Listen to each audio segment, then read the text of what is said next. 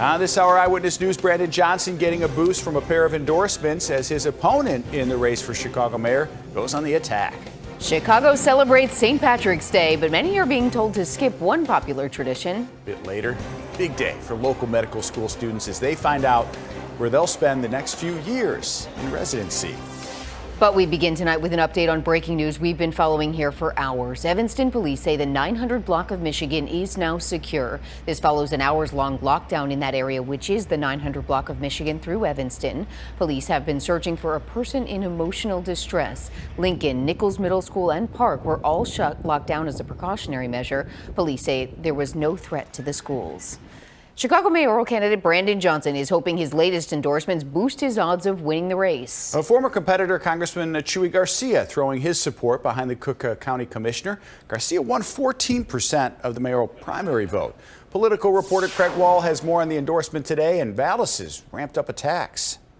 Chuy Garcia's endorsement of Brandon Johnson does not come as a surprise, but nevertheless, Garcia's popularity with Latino voters could be important because in most of the wards that Garcia won in the first round, Vallis came in second. Round one rivals now with a restored relationship for the runoff. Brandon Johnson and Chuy Garcia hoping to unify the progressive vote and bring more Latino voters into Johnson's camp. Chicago is a city of strong public schools, thriving neighborhoods, and progressive values. It is through this lens that I see Brandon Johnson as the right choice and why I'm endorsing him for mayor this morning.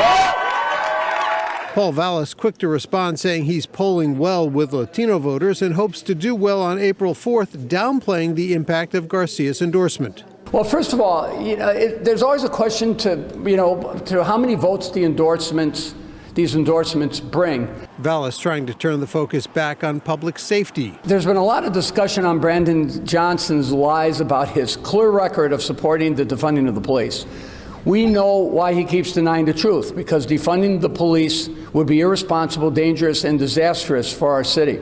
I'm not going to defund the police. Also today, Johnson picking up the endorsement from the Reverend Jesse Jackson, who during an event at Rainbow Push headquarters encouraged his supporters to, quote, vote right and elect Johnson. There is no President Barack Obama without Reverend Jesse Jackson. And it looks like he's going to bat 1,000 because there's going to be a Brandon Johnson because of Reverend Jesse Jackson. Today, Paul Vallis picked up another union endorsement from the Chicago Laborers District Council, which represents a group of 15 unions in the construction, municipal, and industrial trades. The Chicago Tribune editorial board also just a short time ago endorsed him again for the runoff. Back to you. Craig, thank you. Vallis and Johnson faced off in a debate here at ABC 7, and you can watch it tonight here on ABC News after Eyewitness News at 10. It'll air again on Sunday at 4 p.m. Full debate also on abc7chicago.com and our news apps. You can watch that right now. Well, get ready for a cold weekend, the last one of winter, and it will be on brand. Yeah, right? Meteorologist Cheryl Scott's here with the AccuWeather forecast. Happy St. Patty's Day, ladies. How are you? We're good. It's Friday, heading into the weekend. River's still a little green. I know. Shot out there. Yeah, that was supposed to fade away, I thought. The Green River, the dye. It's just slowly. They put an extra dose in this year. It really did put some extra green in it this year. It was like electrifying green. It was. Yeah, if you watched it, did you guys see any of those time lapses the boats drove around? I mean, they did. They coated it pretty good, Cheryl. It's still there as we head into. Well, today is St. Patty's Day, and this weekend, I'm sure a lot of folks are still celebrating. Right now, we sit at 30 degrees. It's going to be so cold as we head into the start of our weekend. Satellite and radar clouds earlier this morning, they departed, brought out the sunshine. Deceiving, though, because that cold front moved through last night.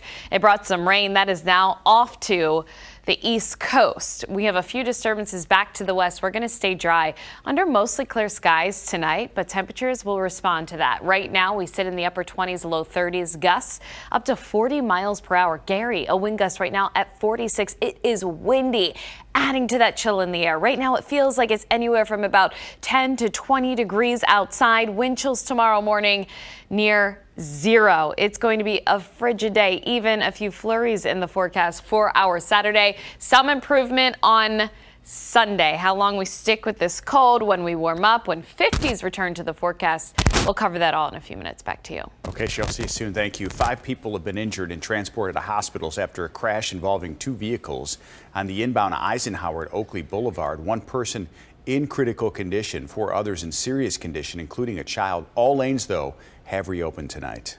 New details tonight revealed in a court case today as one of the 2 men charged with murdering a Highland Park husband and father faced a judge. They were arrested yesterday, months after the victim's body was found. Stephanie Wade is in Lake County, Illinois, with the new claim from an attorney for one of those suspects. Prosecutors detailing in court today the gruesome injuries that led to the death of a 45-year-old business owner and husband in Highland Park. One suspect appeared in court today, while the second will have their bond hearing next week. Bond was set at $2 million for 19-year-old Jacob Firestone. He and 20-year-old Nicholas Cabin are facing second-degree murder charges for the death of 45-year-old Matthew Ascaritis.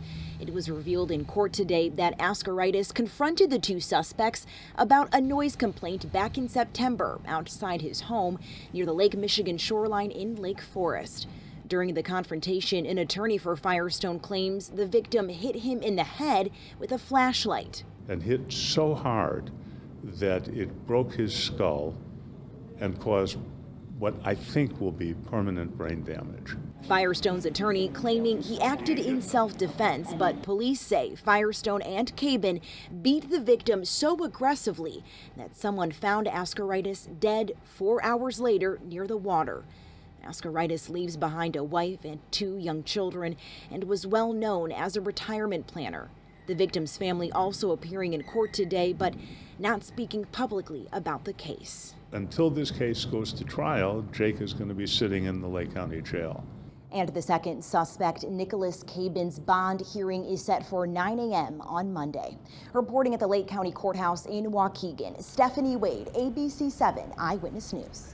$15,000 reward being offered for information about what happened to a Chicago woman who was found dead months after her disappearance.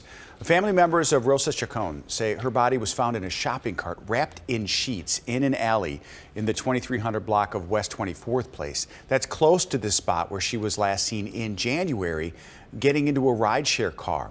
Relatives say they reported Chacon missing to Chicago police, but they did little to help them.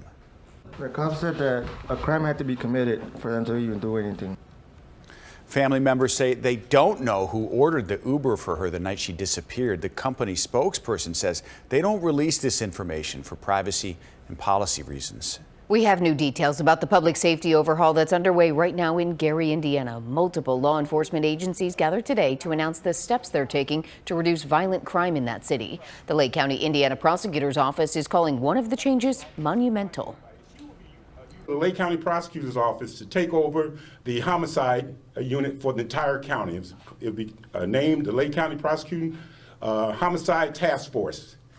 And what we have done thus far, we have 6 members of the Gary Police Department that is part of this homicide. Excellent detectives. The new homicide task force also includes a number of Indiana state troopers and excise police. The International Criminal Court is calling for the arrest of Russian President Vladimir Putin. Kremlin's calling the arrest warrant outrageous. All comes just days before Putin's set to meet in person with China's president. ABC's Justin Finch reports. At The Hague, the International Criminal Court announcing an arrest warrant for Russian President Vladimir Putin, alleging he bears responsibility for illegally taking children from Ukraine to Russia, a war crime. Children enjoy special protection under the Geneva Convention. A Kremlin spokesman firing back, calling the International Court's decisions legally void. Meantime, the world is awaiting Chinese President Xi Jinping's state visit to Russia starting Monday. I think we'll see some elements in the visit that are focused on China's concerns for peace. Xi's trip widely seen as a show of support for Putin and his war. Beijing saying China aims to promote conditions for peace talks. The 2 presidents set for meetings as the U.S. seeks to ease tensions with both countries. The Pentagon condemning the Kremlin, insisting Russian pilots downed a U.S. drone in unrestricted airspace earlier this week. And the White House raising concerns about China possibly delivering lethal military aid to Russia. We still don't believe they've taken it off the table, but we also haven't seen any indications, any confirmation that they've made a decision to move in that direction. Meantime, Western allies are supplying the air power Ukrainian leaders have long requested. Slovakia joining Poland in providing fighter jets to bolster air defenses for Ukrainian troops. And ahead of Xi's visit, the White House says it would oppose Beijing's calls for a ceasefire as part of its peace plan, arguing that would effectively affirm Russia's territorial gains and disadvantage Ukraine. Justin Finch, ABC News, Washington. Some parents at a West Suburban high school are angry over a controversial classroom lesson. A teacher brought cotton plants into school for a lesson on Black history.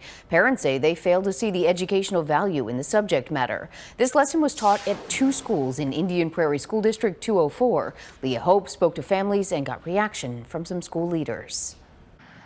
The task of teaching American history includes some difficult subject matter. On the issue of slavery, a Neuqua Valley High School class included a lesson on deseeding cotton. A student of color shared photos of the material in that class, an activity the students called picking cotton. That was last school year. Earlier this school year, parents learned the cotton lesson was part of a class at Waubonsee Valley High School, despite previous discussions with staff and parents. Neuqua Valley parent Jared Payton says he was part of the initial discussions last year. His father was a sharecropper who migrated to Chicago from the South. On what this just took place again, I just didn't see the learning. So it really hurt to hear that took place again. Ayanna Brown is a Neuqua Valley parent and professor of education and cultural studies. The lesson didn't dig into economic deprivation. It didn't deal with the socio-political consequences of enslavement as an institution for Black people. Indian Prairie School District 204's superintendent declined an interview but shared a statement which says in part, District 204 acknowledges in an attempt to provide authentic learning opportunities to help bring the standards to life, sometimes these attempts unintentionally cause our historically marginalized students and families to feel devalued or disenfranchised. We empathize with these concerns and are committed to fostering a safe and inclusive environment for all. For it to happen a year later, that means there was a conversation that did not happen from the top down about curriculum instruction. But I think there can be one, which is very exciting to me. We have to get this thing corrected. We've got to do what we can. And I want to see this country do better. I want to see my community do better. When asked if there was any disciplinary action taken against any staff, the district spokeswoman said they do not comment on employee matters. In the western suburbs, Leah Hope, ABC 7 Eyewitness News. The Chicago Department of Public Health has started testing wastewater for polio. The department has been using wastewater testing to track potential spikes in COVID-19 cases. The good news, there are no cases of polio in Illinois at this time. The goal is to build testing capacity and detect potential cases if they pop up. Empty storefronts through Chicago's famous Magnificent Mile and Loop. Today, our I-Team updates its investigation into downtown vacancy rates, which rose sharply during the pandemic. Consumer investigator Jason Knowles shares his findings. Vacancy rates in the Loop and the Mag Mile are up. However, the I-Team is finding bright spots. Experts say there are reasons to be optimistic about Chicago's retail future as they try to fill those empty storefronts. I'm hoping that some new stores are going to come in. This corridor on the north side of the Magnificent Mile may be the most discouraging for shoppers. You could see a string of empty storefronts. It just doesn't look good. There will be more empty space here when H&M moves from its 60,000 square foot store, but it's staying on Michigan Avenue, moving to the old Apple store. Half the size, it's really 2 floors of selling space. And now they have an opportunity to really reintroduce H&M. John Vance from Stone Real Estate tracks downtown vacancy rates. In October of 2021, the I-Team reported that the Mag Mile had more than a 19% vacancy rate. Now, Vance says it's up to almost 27%. Vance and other commercial realtors say most vacancies occurred during the pandemic, but even before, large stores had been struggling to compete with online shopping. A 60,000 square foot store over 4 levels, it's not needed. In the Loop, the vacancy rate is also up. In October of 2021, it was 26%. Now it's 28%. It's extraordinarily high. It's never been this high. But the tide could be turning. Women's clothing store Aritzia announced it's moving into the 46,000 square foot former Gap store, and Alo Yoga is bringing a flagship store to the center of Michigan Avenue. Vance is also encouraged by a recent Chicago Loop Alliance report saying the Loop has the fastest growing residential population in Chicago and is the fastest growing downtown area in the nation. The Loop retail market has the ability to come roaring back. There is more encouraging news. Stone Real Estate says the Gold Coast and Fulton market are bustling with low vacancy rates. There are also other examples like H&M where retailers didn't close but instead moved from large downtown footprints to smaller locations in the downtown district. Jason Knowles, ABC 7 Eyewitness News. The Lake in the Hills bakery that had to cancel a drag show last summer after the business was vandalized may have to close for good at the end of the month. The owner of Uprising Cafe says the business needs at least $30,000 to keep its doors open. She says the closure is the result of the, quote, horrific attacks, endless harassment, and unrelenting negative misinformation about our establishment. Metra is adding trains to help you get around during the Kennedy Expressway construction project, which starts on Monday. The 12 extra trains will be on the Union Pacific Northwest line during the weekday service. That starts April 3rd. IDOT says you should plan for extra detours and traffic on the Kennedy starting next week. People across the area are celebrating St. Patrick's Day today. And our John Garcia is one of them. He reports from a big party at the Irish American Heritage Center.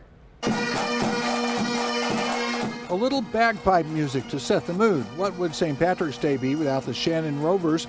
If you're Irish, St. Patrick's Day is a huge holiday, and on this day, everyone is Irish. What is it that you like to do most on St. Patrick's Day? Just come out where all the people are, to this party especially, and just join with everybody at the bars and Hang with your countrymen? Yeah, that's right. The Irish American Heritage Center on the Northwest Side has a little bit of everything, from Irish entertainment to Irish food to plenty of Guinness beer, the Irish beer of choice here. And Jake Stelina is enjoying some downtown at the Emerald Loop. The day off of work, watch some basketball, pretend to be Irish, and have a few drinks. Doesn't get any better than that. Sure does not, no. Since this year's St. Patrick's Day falls on a Friday during Lent and the Archdiocese of Chicago is not granting a dispensation, some devout Catholics are foregoing meat. That means no corned beef. You can, in good conscience, switch your penance, it's a penitential thing, switch your sacrifice to something else that is dear to you. So you can eat fish, but you got to have a little beer. Not a little. Mike Callahan is going with all the Irish traditions on this day, including wearing his kilt, much to his wife's approval. Think about your husband wearing the kilt. I think he looks pretty fine, definitely. Great legs. So while the Chicago Archdiocese is not offering a special dispensation for eating meat on Friday of St. Patrick's Day, it kind of depends on where you live, because the Joliet and the DeKalb Archdiocese are offering that. But either way, here especially, they are planning on having a good time until they close at 11 o'clock tonight. On the Northwest Side, John Garcia, ABC 7 Eyewitness News. Are you going to celebrate tonight? I'm not. I didn't even wear green.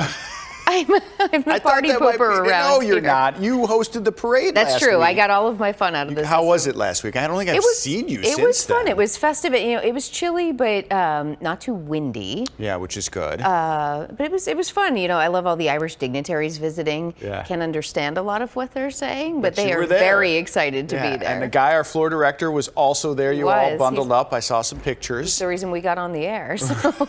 It was a team effort, right? That's right. The Shannon Rovers going through. It's It was a good always time. fun. Yeah. So you're going to not celebrate tonight. Well, you're going to go out maybe and have a little dinner after. Well, we'll see. I don't know. It looks like it's festive out there. So. There's a lady walking by with a hat I'm not sure I'm ready to on. navigate that and go, there we go. There's a leprechaun right outside our she's a leprechaun. Yeah, studio. she's a leprechaun. There you go. It People looks are like festive. perhaps they have been partying most of the day. I think there's a good number of them that have been out celebrating. We're going to talk a little bit more about St. Patty's Day a little later tonight. Building bonds on the hardwood, though. Police officers and children face off on the courts. Plus, giving kids a place to create the new art studio that opened on the West Side today.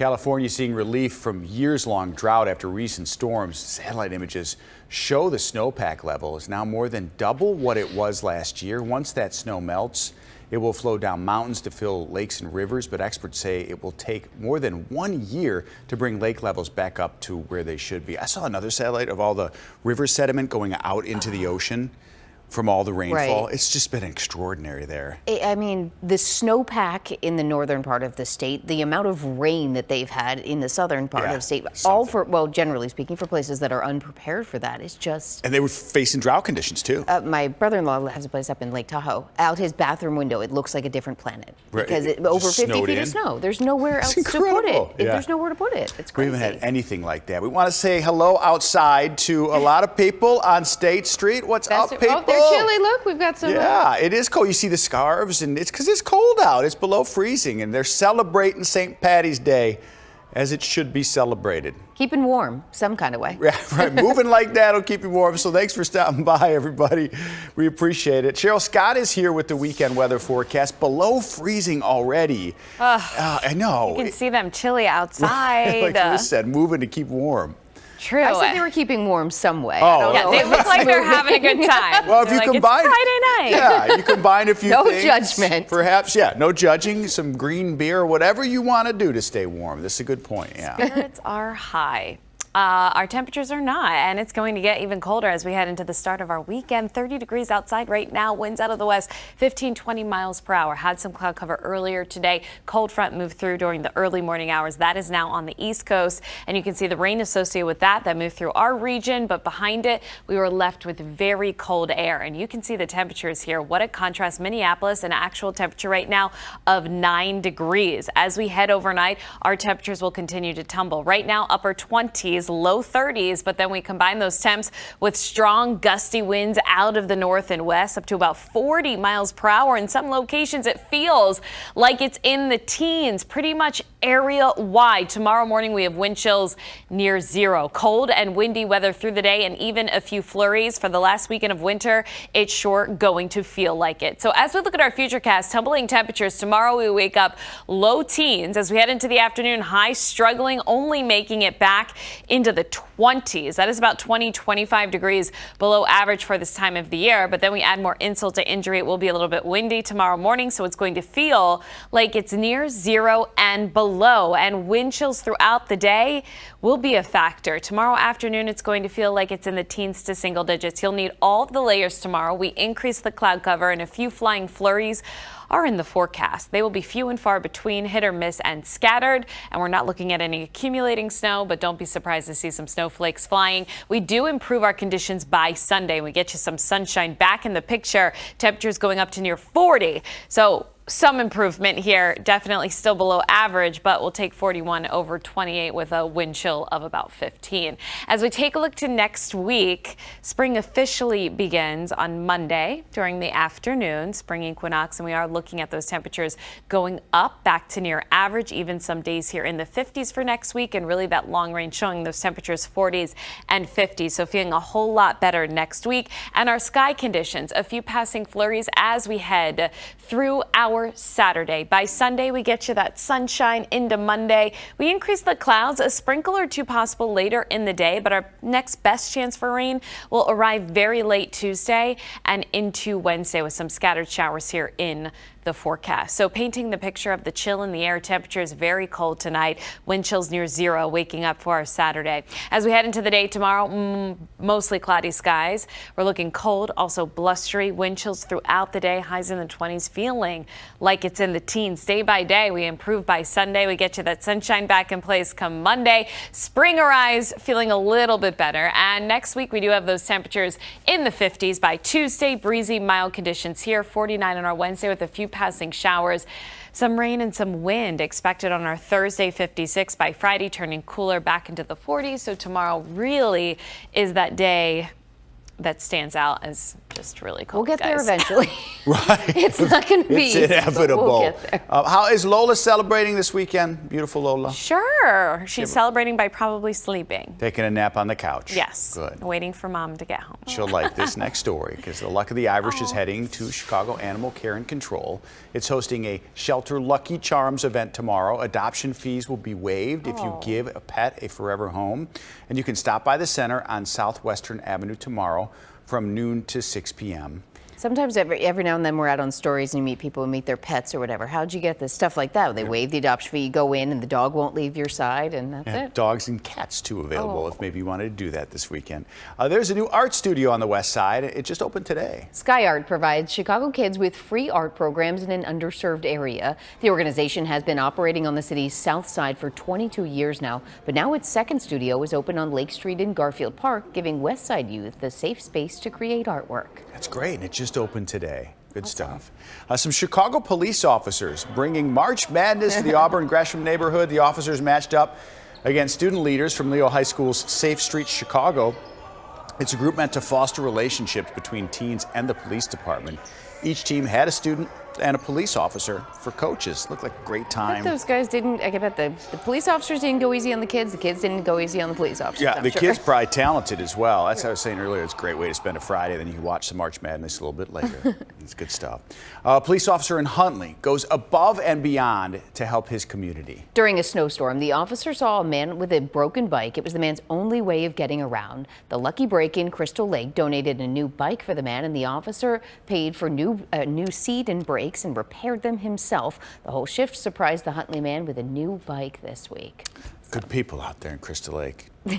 Great. Not that you're biased, right? Great. I mean, Mark Rivera and I could tell you they're probably the nicest Good people homegrown, out there. nice Good homegrown, Midwestern yes. people. Coming up, avoiding tax scams. Ahead tonight, the I-Team on a new scam this year and how you can avoid it. Plus, check your freezer. Some popular store brands of frozen fruit are being recalled over a potential hepatitis contamination.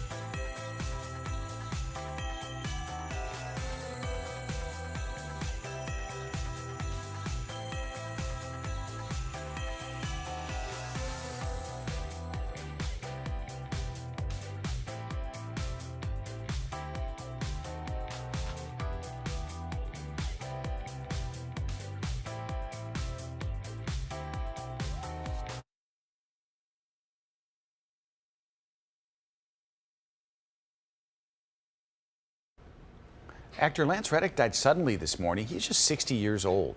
Known for his roles in the Wire TV series and the John Wick movies, his public relations firm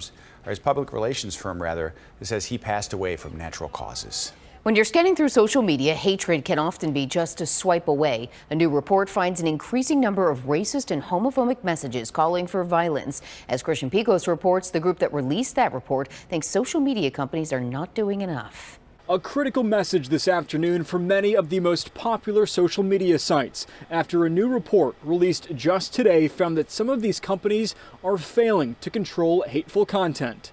The 2023 Digital Terrorism and Hate Report Card, published by the Simon Wiesenthal Center and discussed during a news conference with Cook County United Against Hate, found that companies like Facebook, TikTok, Twitter, Telegram, and others are not doing enough to stop the spread of these hateful messages. The report warns of increased anti-Semitic, racist, anti-LGBTQ+ messaging and calls for violence against Black, immigrant, and Jewish residents. I don't think anybody is interested in promoting hate, but they're doing woefully too little to push back against hate. In the report, Google and YouTube received a B-, Facebook and Instagram received a C, TikTok a D, Twitter a D-, and Telegram an F. And for the very first time, Amazon was added to the report card, receiving a C itself. It's better to call it out, to make sure that we all understand that we reject this, to show solidarity to those who are marginalized and targeted. Cook County Commissioner Scott Britton says he himself just last year found hateful literature spread in his neighborhood and says parents need to be closely monitoring what their children are exposed to.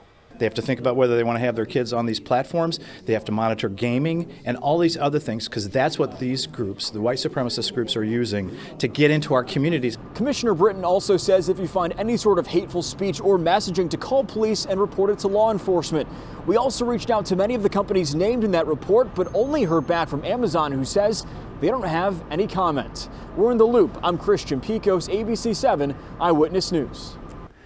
ABC News learned the Justice Department is investigating the owners of the social media app TikTok for possibly spying on U.S. journalists. The investigation started after the Beijing-based company ByteDance admitted that some of its employees wrongfully accessed the data of journalists who cover the tech industry. The company's been under growing scrutiny because of privacy concerns, and earlier this week, the Biden administration threatened to ban TikTok in the U.S. YouTube restored former President Donald Trump's YouTube channel today. The page was suspended after the January 6th insurrection at the U.S. Capitol. YouTube said Trump's channel had violated the platform's policy against inciting violence. Trump is now running for president again in 2024. YouTube said it evaluated the risk of violence while balancing the chance for voters to hear equally from major political candidates. Trump also posted on Facebook today for the first time since 2021. He was also suspended from that platform after the January 6th attack. The disgraced Theranos CEO Elizabeth Holmes back in court today, fighting to remain free. Holmes is supposed to spend 11 years in prison after being convicted for wire fraud and conspiracy charges. She was accused of tricking investors with promises of a revolutionary blood testing technology. She's scheduled to report to prison next month. Holmes recently gave birth to her second child. Her lawyers say she should remain free while they appeal the case. The judge hopes to rule on the request next month. Frozen fruit is being recalled over a potential hepatitis A contamination. The recall includes Trader Joe's organic tropical fruit blend, organic frozen strawberries sold under 5 different brand names, including Costco's Kirkland Signature and Aldi's Simply Nature brands. Those are also being recalled. Check the bags in your freezer carefully, but if you have these products, you're advised to throw them away or return them for a full refund. You may stop getting spam text messages. The Federal Communications Commission is announcing new rules that require phone providers to block text messages from suspicious sources, including phone numbers that appear to be invalid, unallocated, or unused. Move mirrors a similar effort to shut down illegal robocalls in the U.S. The FCC says it's seen a surge of complaints in recent years tied to unwanted robotexts. Busted brackets. Tonight, the remaining perfect ballots after the first big day of the NCAA tournament. There aren't many, and after tonight, there might be none. Is yours okay? Yes, but not great. Impressive. I'm never good at this, yeah. And later, Chicago joins the rest of the world in celebrating St. Patrick's Day. Let's take a live look at the Temple Bar in Dublin, Ireland. Is he even in there? Courtesy of EarthCam. I do not. But yeah, my daughter's studying abroad, spending some time over there. She's okay. I texted her. She took a nap, and she's got her second wins. Let's keep an eye on her in the crowd. I miss you very much. Be safe out there with your friends.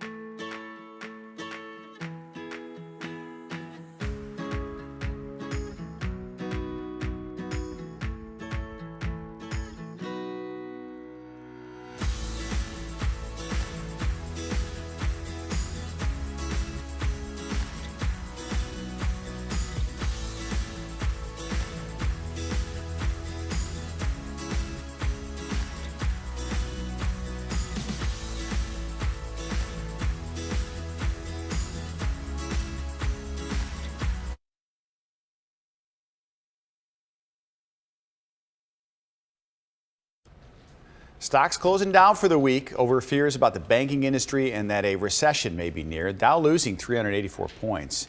NASDAQ falling less than 1%. Markets around the world reacting this week to the second and third largest U.S. bank failures in history.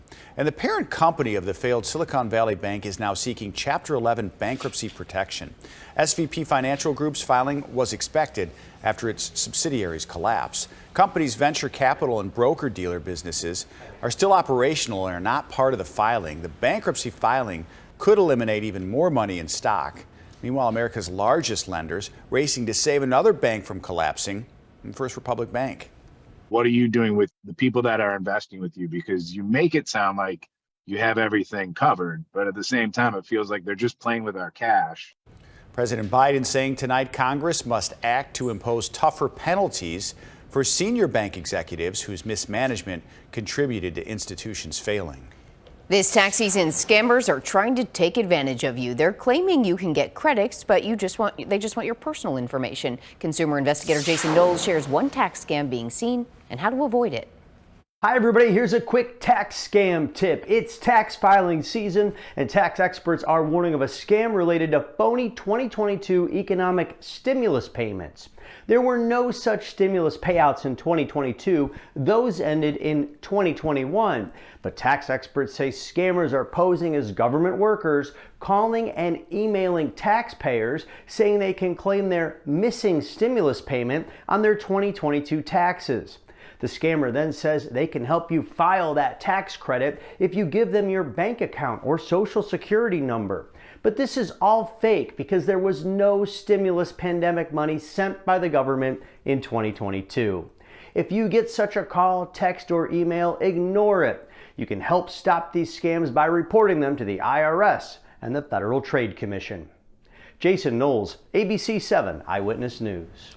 The NCAA tournament is in full swing now, and get this, after day one, there were just 787 perfect brackets left. This is according to the NCAA. ESPN saying 0.003% of brackets were still perfect.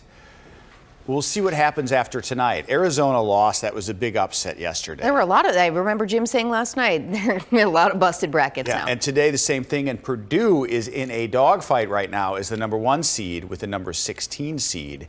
Did you have fun today with our March Madness thing? Oh my gosh, I had my basketball ring on earlier that we got there. They were throwing out swag for us. It was awesome. This is one of the first times that we've done this here where they served us breakfast, lunch, and dinner. I was here for all 3. It's been a long day for you, I know. You're so close to being done. You came in at 8, but it was something. They're embracing that productivity around the country. I think we did a story, workplace productivity will severely go down and they'll lose like $1 billion, I think, Michelle. I don't know if you remember. We sat around with our news director and general manager today, and we're saying, so apparently today is the least productive day, and they're like, Right.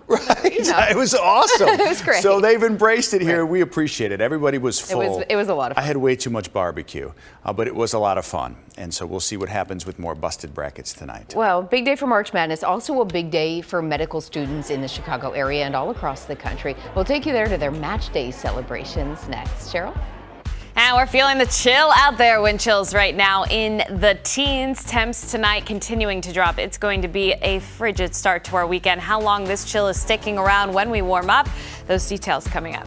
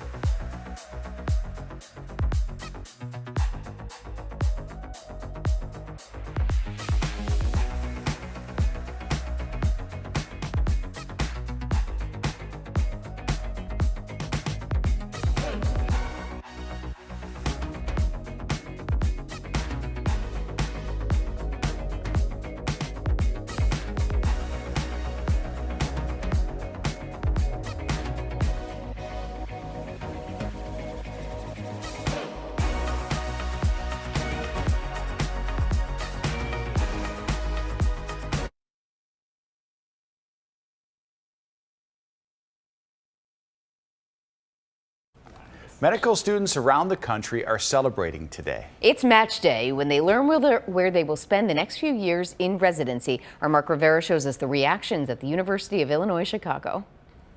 The anticipation is palpable. 170 UIC medical students waiting anxiously to open their letters to find out their residency program match and their future. 3, 2, 1. That includes Adriana Cordova, a woman representing a fistful of firsts for her family. I'm going to be the first physician in my family. I'm the first to graduate from high school, get a bachelor's, a master's, and now med school. So it's amazing that all my work literally has led up to this point. She matched with Baylor's emergency medicine program in Texas.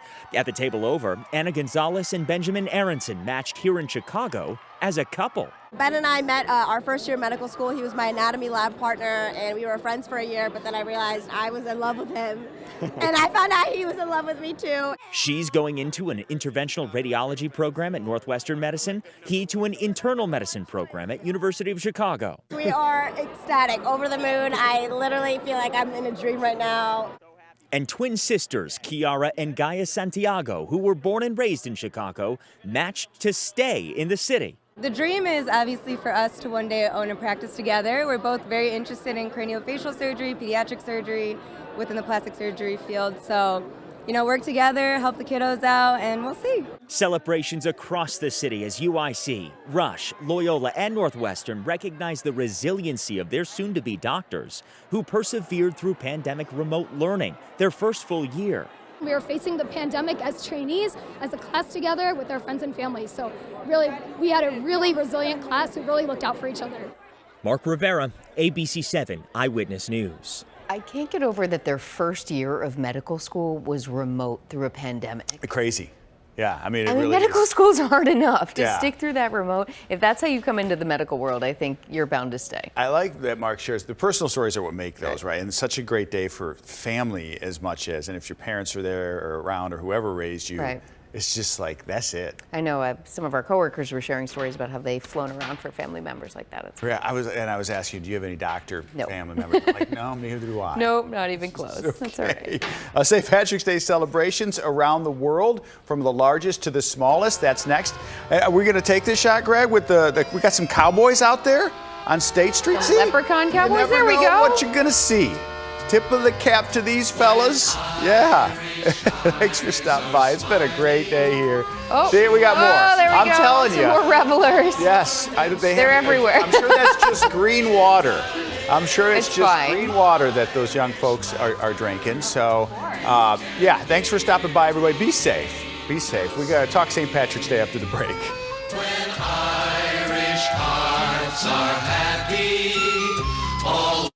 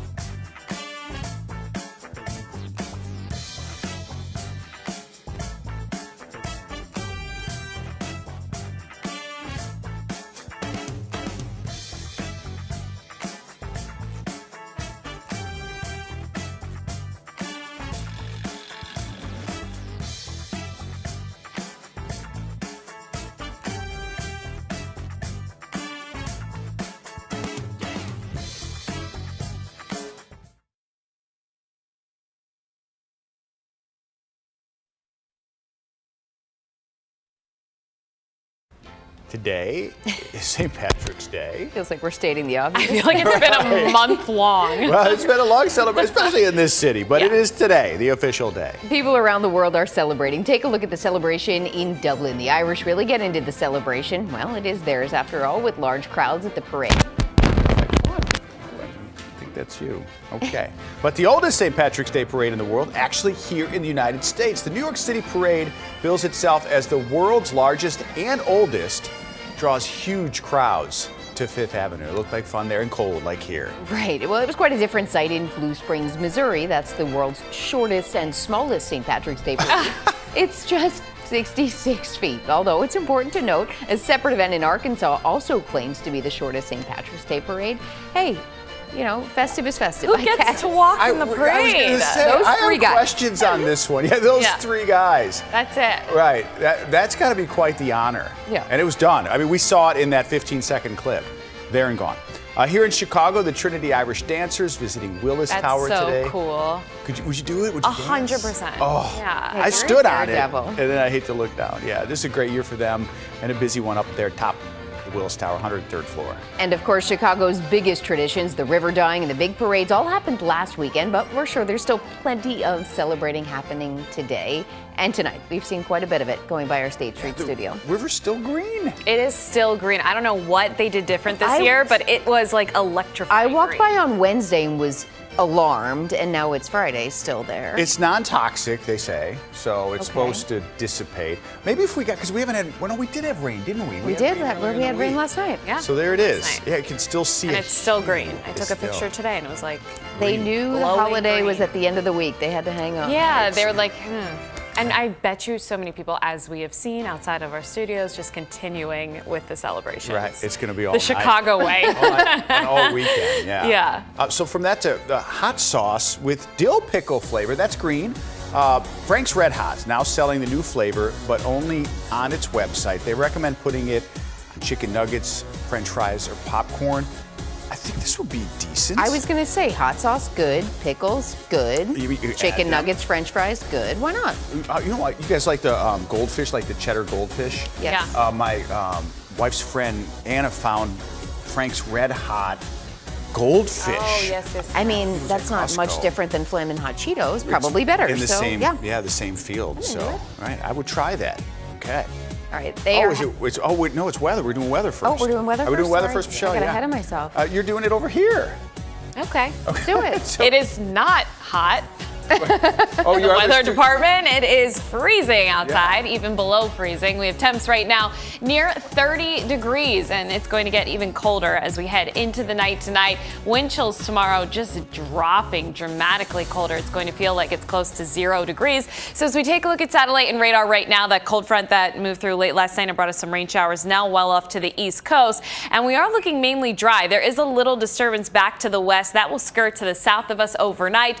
It's going to stay, though, really chilly here. Take a look, that pocket of cold air just up to the north and west. Minneapolis right now, an actual temperature of 9 degrees. Temperatures upper 20s and low 30s here. We're not going to drop to 9, but it's going to feel like it's in the single digits as we head into our Saturday. We have wind gusts outside right now, up to 20 to 40 miles per hour. Wind chills with that chill out in the air. It feels like it's in the teens in pretty much all locations. So as we head into the overnight, these temperatures will continue to drop. Cold and windy weather here will climb into the 20s tomorrow, but it will feel like it's stuck in the teens throughout the day. Tail of temperatures dropping tonight. We start tomorrow off in the teens, highs only in the mid-20s. Then we factor in that wind. We have to show you the wind chill, what it's actually going to feel like outside tomorrow.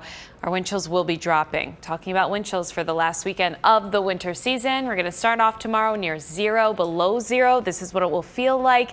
And during the afternoon, it's going to feel like it's in the teens all day long. With it comes mostly cloudy skies, a few passing snow showers as well, a weak disturbance that will be moving on through. Not looking at accumulating snow. We will get some sunshine back in place as we go into the second half of our weekend on Sunday. So here's a look at the outlook for our entire weekend. Tomorrow, 28 degrees by Sunday. We get up to 41. Thankfully, we get the sunshine back in place, and a big improvement for next week. The start of the spring season arrives on Monday. We get those temps back up to near average. A string of days above average in the 50s. We'll take it. A little dip late next week, Friday into Saturday. That's been our cold trend, and then back up as we head into Sunday and Monday. But big picture here, a few passing snow showers on our Saturday. Sunday sunshine. Enjoy it. At least we'll look a little bit better outside. A few sprinkles possible on Monday, but our next best chance of rain arrives middle of next week on Tuesday, late Tuesday into early Wednesday.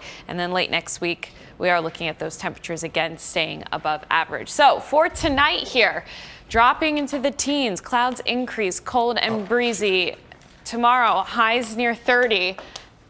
We'll look for those temperatures below average through our Saturday and Sunday. Monday looking a little bit better, feeling better as well. And we'll start feeling a whole lot better next week with those temps in the 40s and 50s. Tomorrow's going to be brutal. Yeah. It's not going to be nice. But 49 by Monday with sun will feel like paradise. Gorgeous. Good, yeah.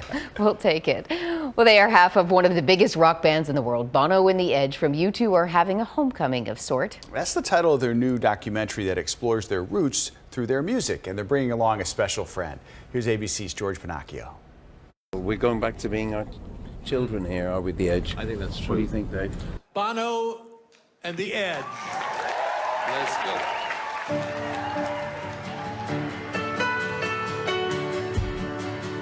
U2's Bono and The Edge take us on a musical and personal journey for the Disney Plus documentary Bono and The Edge, A Sort of Homecoming with Dave Letterman. The film is part documentary, part travel adventure, and along with plenty of music, there are also stories about their writing process and their legacy. We wanted to strip away the artifice that inevitably emerges after you've been around this long. The songs brought us here. That's what I always get back to. The songs. I could get up one morning, go to the piano or the guitar, and start a song that becomes a very famous piece of music that might be around well after I'm gone. So it's like, what else would I want to do with my day? You got to get yourself together. You got stuck in a moment. Now you can't get out of it. Dave serves as our tour guide. He says he was just amazed to witness the duo's creative force. They've been together so long and they've had so many great pieces of music, but they can't stop it. I mean, once the switch is thrown, it stays thrown. And to be around this, you know, you have the history, and then to be around it as a living exhibit, wow, it's like being in the best museum in the world. Bono joked that what they learned about themselves during this process of revisiting classic songs is that they needed Dave by their side. You know, the Irish are really good at talking, except when the cameras are on. We're not so good at that. We're better in pubs. We even got him into a pub, and as you'll see in the special, some genius Irish talent playing for him, and yeah, so he made us forget that the cameras were there. By the way, Dave, I love the new look. Just saying. George Pinocchio for ABC News. This documentary starts streaming today on Disney Plus. And there's an end credit dedicated to the two members of U2 who aren't taking part in the film that reads, "A special thanks to Adam Clayton and Larry Mullen Jr. for letting us go rogue on this one." Right, even animals celebrate St. Patrick's Day here in Illinois. Up next, the holiday fun at Brookfield Zoo. Aww.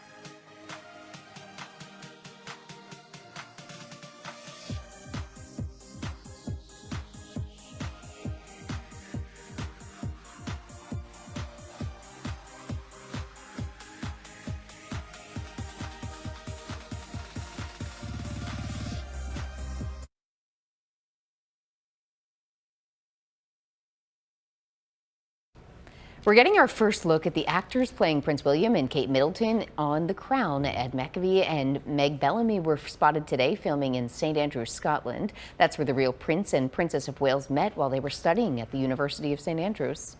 His brother said he watched the show. Are you Crown fans? Yeah. Sorry, I'm like smiling and waving outside. Oh, that's okay. We're going to show them in a minute. Yes, I want to start that show. Actually, I haven't. It's good. I've heard it's It's great. really good, and it's getting closer to real time. Anyway, a nighttime St. Patrick's Day parade. This is in Crown Point, Indiana tonight. Kind of fun. The parade kicked off at dusk, just earlier this hour.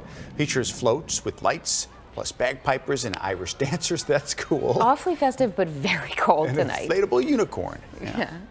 Animals at the Brookfield Zoo got special treats today to celebrate St. Patrick's Day. The seals and the sea lions got special green ice and gelatin treats. The orangutans had some leafy greens and shamrock-shaped food. And the zoo also dyed the primates' bedding green. Animal care staff says these treats help stimulate animals' minds since it's not something they get every day. Wonder if they knew why they were getting green things today. They eat the green stuff. Is that that's kangaroo, right? Can you imagine feeding a child leafy greens as a treat?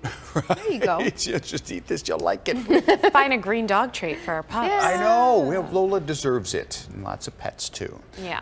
That was fun. We're about done. We got a minute left. You need to get some rest. You've been here since 8 this morning. Back tomorrow. Back tomorrow night. Okay. We got to stay. You got to stay with me. We got to do the 10. Yeah, we're going to do the 10. We're going to do the 10. Happy St. Patrick's Day to you and to the people outside who have stuck around. They were waving at us. Now they get to be on television. They're all bundled up. So we're glad they're out here with us on this Friday night. Hope you celebrate safely when stay you're warm out. this Yeah, weekend. stay warm, right? And you'll see Liz tomorrow night? Tomorrow night, right here on ABC 7, 5 and 10 o'clock. All right, everybody have a great St. Patrick's Day. And Cheryl and I will see you tonight at 10.